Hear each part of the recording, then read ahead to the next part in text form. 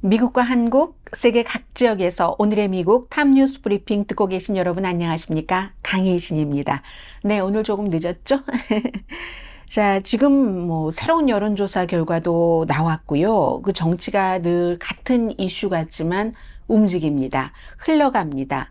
그런 얘기들, 그리고 미국에 지금 굉장히 중요한 딜레마가 하나가 있고요. 그 이슈와 관련해서 세계 4개 정도 내용이 있고, 그리고 만약에 미국이나 한국 각 지역에서 플로리다주의 공항으로 통해서 어딘가를 가려고 하셨던 분들은 전부 지금부터 스케줄을 점검을 하셔야지 됩니다. 이런 내용들 전해드리겠는데요.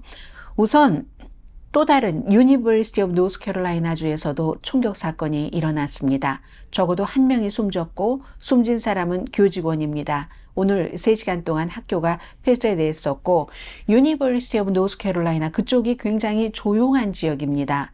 학생들도 많죠. 32,000명 전부에게 경고 이메일 보내졌고 교직원도 10,000명이 넘습니다. 13,000명 대낮에 1시 조금 넘어서 일어났던 일인데 용의자가 체포됐고 그 과정 전부 비디오 테이프에 담겨 있습니다.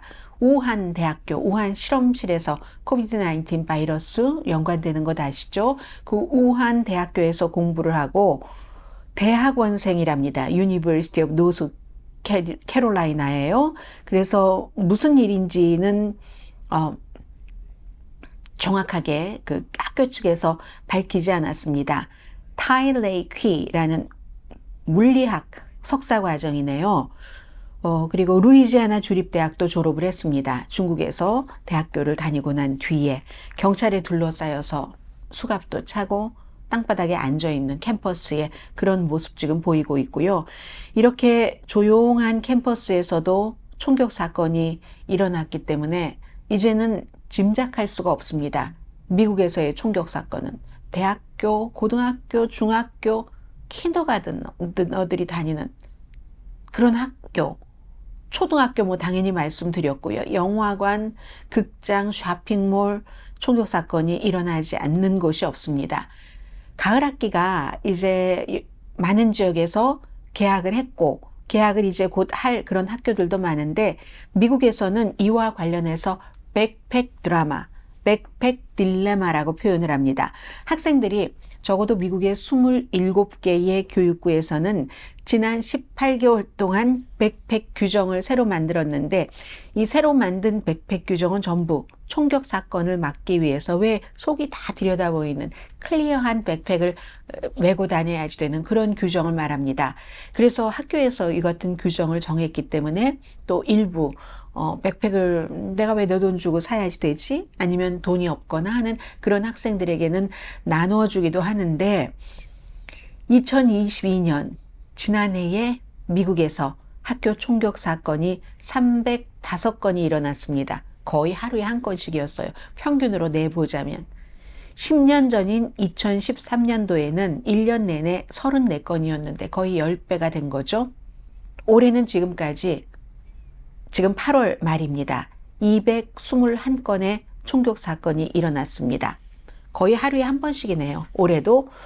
그래서 버지니아주 같은 경우는 뉴포트 뉴스라는 그런 곳은 지난해 6살이 선생님에게 총을 쐈었잖아요. 그래서 이 경우는 백팩뿐만이 아니라 무기 탐지기 같은 것도 전부 새로운 규정으로 정했고요. 미시시피의 커빙턴 카운티 스쿨 올해부터 클리어 백팩 의무화, 미시건의 플린트, 물 더러워져서 한참 이슈가 됐었던 그 지역은 아예 백팩을 전면 금지했습니다. 자, 이런 경우는 책만 들고 다녀라 이런 얘기가 되잖아요. 또 텍사스주는 유발디 초등학교에서 어린 학생들이 숨지고 한 일이 있은 뒤에 역시 클리어한 속이 다 들여다보이는 백팩만을 갖고 다니기로 했지만 그렇다고 해서 사건이 안 일어나는 게 아니잖아요. 미국은 총이 있으면 사건, 사고가 있게 마련이죠. 달라스? 텍사스주에서 2번째로 큰 도시입니다. 지난해에 이미 중학교와 고등학교에 백팩 클리어, 그리고 올해는 중학교, 고등학교뿐만이 아니라 모든 학생들, 초등학교, 킨더가든 다 합쳐서 백팩은 다 속이 들여다 보여야지 된다. 백팩 규제에 의미가 있다 하는데 의미는 있겠죠. 그러나 총기 규제를 하지 않는 한 총격 사건은 막지 못합니다.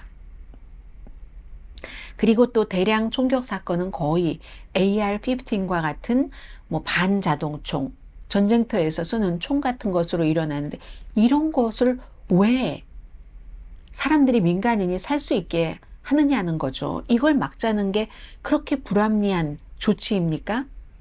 이번에도 지난 주말에 플로리다의 잭슨빌에서도 AR 스타일의 총과 권총으로 세 사람 달러 제네럴 스토어에서 숨지게 했잖아요. 52살, 29살, 19살, 그리고 본인도 21살, 백인 용의자가 나는 흑인이 싫어요 하고 혐오 범죄라는 그 증거를 많은 곳에 남기고 경찰 딱 보고 나서는 본인 스스로 목숨을 끊었죠. 이 백인 용의자 청년이 자살 노트를 써놨답니다.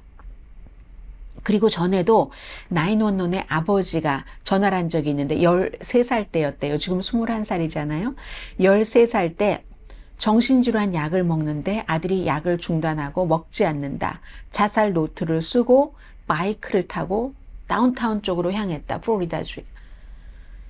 빌딩에서 뛰어내린다고 13살 때도 그랬다고 하고 15살 때는 가정폭력과 관련해서 강제로 72시간 동안 구금되기도 했지만 본인이 치료받기를 원치 않았기 때문에 이게 총을 살 때 신원조회하도록 들어가질 않습니다. 플로리다주의 베이커법이라는 것에 따라서 가족들이 좀 위험해 하면 그 총을 일시적으로 빼앗을 수는 있어도 정신질환 치료를 받지 않으면 백그라운드 체크해서 나오지가 않습니다. 지금 이 청년이 숨진 청년이지만 그렇게 해서 올해 4월 달에 AR-15 스타일의 총, 권총 합법적으로 사서 생전 보지도 못한 사람이 흑인이라는 이유만으로 총을 쏴서 한 여성은 52살 우버 운전기사인데 친구를 달러 제네럴 스토어에 데려다주고 자동차 안에서 기다리고 있다가 총 11발을 맞았다고 하잖아요. 이게 문제입니다. 그래서 아버지가 얘기하시는데 아들 라이언이라는 용의자 이름입니다.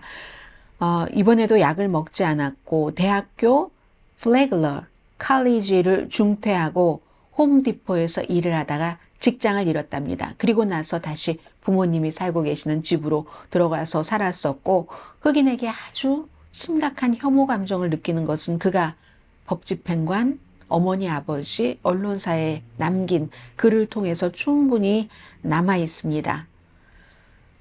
아무튼 아버지에게 이 사건을 저지르기 전에 본인의 방으로 가보라고 했다고 하잖아요. 텍스팅을 했는데 가보니까 노트북에 뭐 본인의 입장 같은 것을 다 쓰고 자살 노트, 워낙에 충동적으로 경찰을 보고 총구를 자신에게 들이민 게 아니라 그게 이 백인 청년의 계획이었었던 겁니다. 이렇게 총격 사건이 있었고요. 오늘 바이든 대통령이 마틴 루터 킹 주니어 목사의 가족들을 만났습니다. 코레타 킹 여사와 사이에서 낳은 마틴 루터 킹 주니어 3세, 그리고 뭐 오란다 킹 손녀죠. 뭐 앤드류 워러스 킹 등등, 버니스 킹 목사 다 이제 가족인데 이런 총격 사건도 있고 특히 흑인 혐오 범죄였기 때문에 극단적인 그룹이 정말 이러한 일을 저지르는데 침묵한다면 공모다. 침묵하지 않을 것이다. 역시 오늘 워싱턴 포스트 기고문에서 대통령으로서 주장한 것을 그대로 마틴 루터 킹 목사의 I have a dream 스피치가 8월 23일 1963년이었습니다. 지난 토요일이었죠. 플로리다주 잭슨빌에서 백인이 흑인이 혐오스럽다고 총으로 쏴서 살해한 사건이 있었던 그날 60주년을 기념하는 링컨 메모리얼 그곳에서의 많은 사람들의 모임이 있었고 그리고 그런 사건이 동시에 있었기 때문에 오늘 이제 바이든 대통령이 마틴 루터 킹 주니어 목사의 킹 목사 가족들을 백악관에 모이게 하고 국민에게 다시 한번 얘기를 하는 거죠. 인종차별은 이 땅에 있어서는 안 된다. 그리고 워싱턴 포스트의 그 기고문의 하이라이트는 미국은 한쪽 그룹이 성공하기 위해서 다른 그룹이 죽어야 되는, 망해야 되는 제로섬 게임의 사회가 아니다. 갓은 미국에 너도 잘 살고 이 인종 저 인종 모두 다 잘 살 수 있는 포텐셜을 주셨다. 이게 바이든 대통령이 워싱턴 포스트에 I have a dream 스피치 60주년을 맞아서 잭슨빌 총격 사건도 언급하면서 기고문으로 쓴 얘기입니다. 그러니까 백인이 많은 소수 인종에게 그 두려움을 느끼는 게 사실입니다. 원래 인구도 많았고 모든 것이 우리는 다 우월해하다가 점점 그렇지 않은 세상이 되잖아요. 여기다가 또 일부 쭉정이 못난 소수 인종들은요, 같이 소수 인종이면서 다른 소수 인종을 비하한다니까는요. 제가 오늘 아침에 방송한 그곳에 고정으로 이렇게 핀으로 찍어 놓은 댓글이 있습니다. 그분 댓글을 봐주시기 바랍니다. 이건 특정 인종의 문제가 아니라 개인의 문제라는 거죠. 많은 다른 인종을 보신 분이라면은 다 알고 있는 일입니다. 그런데 많이 대해보지 않고 나만 아는 것처럼 얘기하는 분들이 잘 모르는 거예요. 본인이 대해본 그런 사람들이 척박한 환경에서 자란 흑인, 척박한 환경에서 자란 라티노, 라티나. 그리고도 온화한 품성도 될 수 있지만 척박한 품성의 사람으로 자랄 수밖에 없었던, 본인이 접한 사람이 그런 사람이라고 그런 인종들을 다 그렇다고 취급을 해버리면 되나요? 그건 아니잖아요. 핀으로 해놓은 것 한번 댓글도 봐주시고요. 혐오의 폭력에 대항해서 말을 해야지 된다. 침묵하는 건 공모하는 거다. 바이든 대통령이 킹 목사의 가족들을 오늘 백악관으로 초대해서도 한 말입니다. 이 내용은 굉장히 의미가 있습니다. 트럼프 전 대통령에 관한 것을 지금부터 몇 가지 전해드릴 텐데요. 이럴 수도 있겠네요. 이걸 좀 주의 깊게 봐야지 되는데, 에머슨 칼리지가 여론조사를 많이 하죠. 그래서 하나의 여론조사의 지난주와 이번 주에 결과를 보는 게 상당히 중요한데, 지난주에 수요일이었습니다. 공화당 예비선거 후보들의 토론이 있었고 트럼프 전 대통령은 거기 나가지 않았죠. 내가 쟤들과 같이 키재기를 한다고? 도토리도 아닌데 말이야. 그것도 있고 나가면은 공격받을까 봐 여러 가지 계산으로 나가지 않았습니다. 그 결과 공화당 첫 번째 예비선거 후보의 토론회가 있고 나서 트럼프를 지지한다는 예비선거 유권자들의 지지가 6%가 한 주일 사이에 줄어들었습니다. 56%에서 6%가 내려가서 이번 주는 50%가 공화당 예비선거 유권자들 가운데서 트럼프를 지지한다고 했습니다. 일주일 채 안 됐네요. 수요일이었으니까 오늘 월요일이고, 디산티스는 토론을 잘 못한 것으로 많은 사람들이 알고 있는데 또 그렇지 않다는 사람도 있어요. 오히려 2% 올랐고 마이크 펜스는 4%나 지지율이 올라서 7%, 니키 헤일리 가장 많이 올랐습니다. 니키 헤일리는 거의 모든 전문가와 매체가 토론에서 할 말했다, 잘했다, 시원했다, 그리고 거의 유일하게 트럼프 전 대통령에게 트럼프 전 대통령이 미국에서 가장 많은 미국 사람들이 싫어하는 캐릭터예요 라고 얘기를 한 사람입니다. 그럼으로써 부통령 후보가 될 가능성에서는 약간 멀어졌지만 니키 헤일리가 가장 많이 5%가 올라서 그래봐야 지지율 7%입니다. 오히려 비벡 라마스와리라는 젊은 38살의 기업인은 포로제닉하고 적극적으로 아무 말이나 막 하기도 했어요. 기후변화는 가짜다부터 시작해서. 그리고 이제 토론이 끝난 뒤에도 내가 말이야 그 당시에 마이크 펜스였다면 난 다른 길을 선택을 했을 거야 등등등 해서 공화당 사이에서 그를 좋아하는 사람도 많지만, 에머슨 칼리지의 여론조사 결과는 비벡 라마스와미는 1%가 오히려 토론을 하고 내려갔습니다. 그래서 9% 지지를 받고 있습니다. 이 모든 것은 무엇을 말하냐면, 트럼프 전 대통령이 토론회에 나가지 않은 대가를 치르는구나. 6%나 빠졌네. 마이크 펜스 조금 오르고 니키 헤일리 오르고 론 디센티스도 지지율이 2%가 올랐네 하는 겁니다. out of sight, out of mind. 이게 정확하게 적용되진 않지만 트럼프가 있었다면 트럼프에 집중했을 텐데 트럼프가 없는 토론회에서 사람들은 다른 후보들의 다른 점들을 본 겁니다. 그래서 뭐 오히려 내려간 그런 후보도 있어요. 말씀드린 것처럼 비벡 라마스와미. 그런데 같은 여론조사에서 에머슨 칼리지, 비벡 라마스와미가 토론은 잘했다. 이렇게 답한 사람이 많아요. 많은데도 토론 잘한 거하고 내가 토론을 잘한다고 저 사람을 지지하는 것과는 다른 겁니다. 기후변화가 가짜라고 하는데 젊은이들은 그러면 저런 무식한 인간이 대통령을 하겠다고 이렇게 말합니다.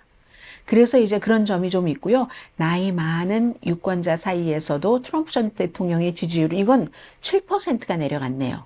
56%에서 49%로.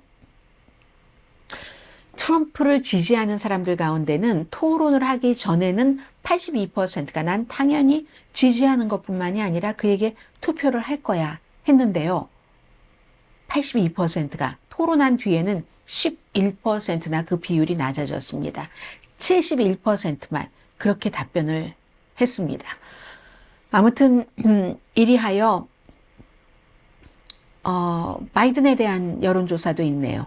2024년도 본선거에서 3당 후보가 나오면 뭐 조 리버먼 얘기 요즘 많이 들으시죠? 노 레이블 해서 뭐 특별한 이름표를 붙이지 않는 당 등등 해서 그러면 바이든에게 더 해가 될 것이다. 이렇게 답변 한 사람이 더 많고요. 8월 25일과 26일 이틀 동안 공화당 예비선거 후보들이 토론을 한 전과 후를 비교해 봤더니 그런 결과가 나왔다 하는 겁니다. 디산티스 오히려 조금 지지율 올라갔고 라마스와미 내려갔고 마이크 펜스와 니키 헤일리 올라갔다. 굉장히 의미 있는 여론조사 결과인데요. 일시적이냐 아니냐. 이건 이제 또 다음 여론조사를 보면서 추세 그래프를 봐야지 하는 거죠. 트럼프 전 대통령의 의사당 폭동 사건과 관련해서 그것은 결국은 이제 선거 결과를 뒤집으려고 하는 그 같은 것에 대해서 기소가 된 거잖아요. 날짜가 3월 4일로 결정이 됐는데 재판관이 당연히 트럼프 전 대통령이 여기에 항복하진 않습니다. 그런데 3월 4일이 언제냐면요. 3월 5일이 슈퍼 튜스데이입니다. 15개 주에서 예비선거가 치러지는 거거든요. 알라바마, 알래스카, 알칸소, 캘리포니아주도 3월 5일입니다. 그리고 콜로라도, 메인, 매사추세츠, 미네소타, 노스캐롤라이나, 오클라호마, 테네시, 텍사스, 유타, 버먼트, 버지니아. 그러니까 얼마나 그 전날이 여러 가지로 긴장되는 날이에요. 이때 재판을 시작하라는 거잖아요. 잭 스미스 특별검사는 1280만 페이지래요. 그 분량이. 그런데 반 이상이 트럼프 전 대통령의 뭐 트윗이라든가 정치활동위원회의 뭐 여러 가지 활동이라든가 이런 것이고 그리고 많은 부분들은 트럼프의 그 변호팀도 이미 검토를 했다는 겁니다. 그래서 트럼프 전 대통령이 오늘 뭐라고 본인의 소셜미디어에 얘기를 했냐면 편파적이고 트럼프를 싫어하는 판사가 부패한 정부가 원했던 그 슈퍼 튜스데이 2부에 재판 날짜를 한다고 하네 하고 3시간 뒤에 판사의 이 같은 것이 발표되고 3시간 뒤에 항소한다고 발표했습니다. 재판 날짜에 대한 항소는요. 미국에서는 거의 받아들여지지 않습니다. 재판 날짜는 재판관이 판사가 최종적인 결정을 하고 있고 상급 법원에서 이 판사의 재판 날짜 결정에 대해서 이걸 뒤집는 일이 거의 없습니다. 그래서 대통령이건 아니건 재판 받을 때는 조건이 똑같아야지 된다는 거죠. 그 사람이 선거 출마를 한 것과 이 재판과는 무관하다는 겁니다. 선거 출마하기 이전에 저질렀었던 일에 대해서. 그래서 당신 사정이고요. 재판은 재판입니다. 이렇게 될 확률이 굉장히 높다고 하고요. 그 타냐 그 추특한 판사의 재판 날짜 정해진 거죠. 그럼 트럼프 전 대통령은 이만저만 복잡한 게 아닙니다. 지금 4개가 형사법으로 기소가 돼서 91개 혐의입니다. 그 밖에도요, 트럼프 회사, 트럼프 오거니제이션에도 무슨 뭐 어떤 그 뭐죠? 다단계 사기 비슷하게 이렇게 해서 소송 들어간 것도 있고요. 사기 혐의입니다. 10월 2일 재판이 있고 또 1월 15일에는 이건 민사인데 이진 캐롤이라고 해서 컬럼니스트와 뭐 성폭행 등등 그런 것 있죠. 그 재판이 1월 15일에 시작이 되는데 1월 15일이면 아이오와 예비선거 날이네요. 1월 29일에도 역시 트럼프 회사, 트럼프 오거니제이션이 피라미드 사기 합동소송에 걸렸습니다. 트럼프 전 대통령은요. 사업할 때부터 수많은 소송을 겪은 사람입니다. 사업하는 사람들이 소송을 겪을 수도 있죠. 그러나 치사하게 뭐 돈 띄어먹었다 뭐 이런 거 있죠. 스몰 클레임도 많아요. 플러머에게 돈 띄어먹었다. 나 돈이 이렇게 많아요 하고 자랑자랑 돈 자랑은 그렇게 하면서 그래서 민사소송도 이렇게 있고 그리고 중요한 지금 말씀드린 선거에 관한 그런 재판 3월 4일이죠. 4개 혐의입니다. 3월 20일에는 기밀문서에 관련해서 40개 혐의입니다. 3월 25일에는 또 뉴욕이죠. 스토미 데니엘스, 입막음용, 포르노 배우에게 돈 준 거, 이거 연방선거법 위반, 34개 혐의, 그리고 조지아 재판, 13개 혐의입니다. 이렇게 91개가 형사법 위반이고 나머지 이제 3개 케이스가 민사 또 있는 거예요. 물론 트럼프 전 대통령은 모두 무죄를 주장합니다. 그런데 미국이라는 나라에서 아니 땐 굴뚝에 연기가 나도 이렇게 많이 나겠습니까? 형사 혐의만 91개인데 그래서 트럼프 전 대통령의 가장 큰 어려움은 트럼프 전 대통령 자신이다 라는 말들을 하는 거고요. 그리고 트럼프 전 대통령이 지금 전방위로 막 공격을 하고 있습니다. 아침에는 바이든을 빨리 탄핵을 해야지 돼. 조사는 무슨 조사? 조사할 것도 없어? 왜 나는 2번이나 탄핵시키고 바이든은 멀쩡해? 그럼 탄핵을 하려면 증거가 있어야 되잖아요. 대통령 자리에서 쫓아낼 만한 그런 증거가 없이 탄핵만 무조건 증거 조사할 것도 없어. 증거 많으면 보여줘야죠. 공화당 내부에서도 이건 좀 아니다 라는 입장이 있는 것 같은데 이번에는 또 이 루머가 있는데 말이야. 아니면 말고예요. 항상 론 디센티스가 대선 후보에서 사퇴할 것 같아. 그리고 릭 스캇 플로리다주의 상원의원 거기에 상원의원 자리에 나갈 것 같아. 이렇게 얘기하니까 플로리다 주지사가 뭔 소리 가짜 소리 좀 하고 있네? 라고 이제 받았습니다. 바로 받았습니다. 내가 사퇴할 것이라는 트럼프 전 대통령의 주장은 가짜다. 가짜 얘기해도 하나도 놀랍지 않습니다. 하도 많이 하고 있는 것이기 때문에. 그리고 디산티스 후보는 잭슨빌에서의 총격 사건, 그리고 이제 플로리다주에 허리케인이 가고 있기 때문에 굉장히 그 주지사로서 일 처리 잘하면 점수 좀 올라가고 아니면 좀 힘들어지고 하는 건데요. 이 카테고리 3 정도는 될 것 같다는 얘기들 하거든요. 바람이 시속 한 100, 거의 120마일 정도까지 돼서 템파 국제공항 오늘 밤에 12시부터 아직 시간 좀 남았습니다. 폐쇄됩니다. 템파 지역 대피령 내려졌고요. 플로리다 이제 이쪽 쿠바 쪽에서 플로리다 서해안으로 와서 딱 이렇게 템파, 탈라하시를 통해서는 그 다음에는 이제 그 다른 주로 이렇게 뭐 조지아주 이런 데로 가는 겁니다. 이 서쪽 해안에서부터 쭉 내륙을 뚫고 조지아주까지 올라가는 그런 경로거든요. 그렇기 때문에 여러분들 이미 템파 인터내셔널 에어포트와 세인트 피트 클리어워터 인터내셔널은 내일 문 닫네요. 여기는 내일 아침에 템파 인터내셔널은 오늘 밤 12시. 그 밖에도 많잖아요. 탈라하시 인터내셔널 에어포트라든가 게인스빌 리저널 에어포트라든가 올랜도도 많이 가시는데 인터내셔널 에어포트 이런 데도 전부 스케줄을 점검하셔야지 됩니다. 그리고 허리케인은 예전에는 루이지아나의 허리케인이야, 플로리다의 허리케인이야 했는데 이제는 우리의 허리케인이야. 이건 어떻게 기후변화와 함께 달라지지? 하고 지켜보는 이제 그런 상황입니다. 자, 오늘의 미국 탑뉴스 브리핑 여기서 마치고 내일 아침 오늘의 미국 정규 방송 시간에 뵙겠습니다. 강혜신이었습니다.